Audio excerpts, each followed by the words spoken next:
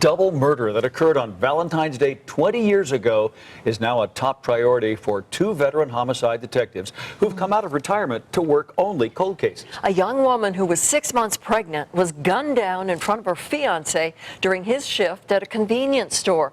Police think the incident was the culmination of a bloody spree involving as many as 5 other murders, and they have a strong idea who did it. But they're asking for help from the public. The I-Team's George Knapp has the story. Valentine's Day, 1996. Justin Snyder had to work the graveyard shift. His pregnant fiancée, Sarah, decided to keep him company. They were young and in love and hoped to spend the rest of their lives together. But two killers dressed in drag changed everything. They ended up, we believe, getting away with about $50 just over, and they left a trail of money going out the door. Even for experienced homicide detectives, the double murder by the drag queen killers is difficult to absorb. Dino Kelly and Ken Hefner chose this case from the hundreds of unsolved murders stacked in binders from floor to ceiling at Metro. The entire tragic sequence was recorded on video cameras. Two armed men dressed in women's clothing entered the store at Pecos and Bonanza just after midnight. One gunman stayed beside Sarah, who was seated at a poker machine. The other suspect focused on Justin, the clerk, but was angered because so little cash was in the two registers. He tried to get Justin to open the safe. He was told that, only the manager is able to do that, which is a reality. He was very angry about that. The robbers snatched a measly $50 or so and started to leave.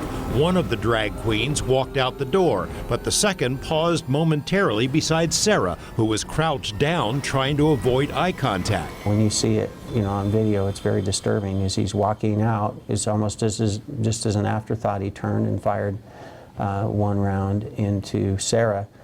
That bullet struck her in the shoulder and then went across her body and through her unborn son. So it's two murders? Yes, it is. There was no reason for it. Absolutely no reason for it. After the killer casually strolled out the door, a distraught Justin leapt to Sarah's side, then scrambled to call for help. The images are gut-wrenching. Paramedics struggle to save Sarah's life, but she's gone.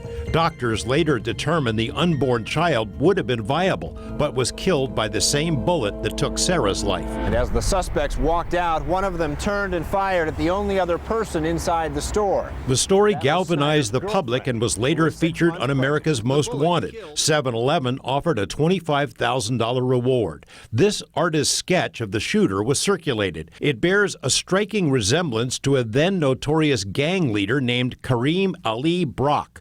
Police suspect Brock in a string of bloody crimes in the same neighborhood that culminated with the Valentine murders. It started just before Halloween about 4 months earlier. A gang member friend of Brock's was killed in a shootout. Tipsters told police that Brock and his crew wanted revenge and went on a rampage. 33-year-old Roy Kelly was gunned down November 1st.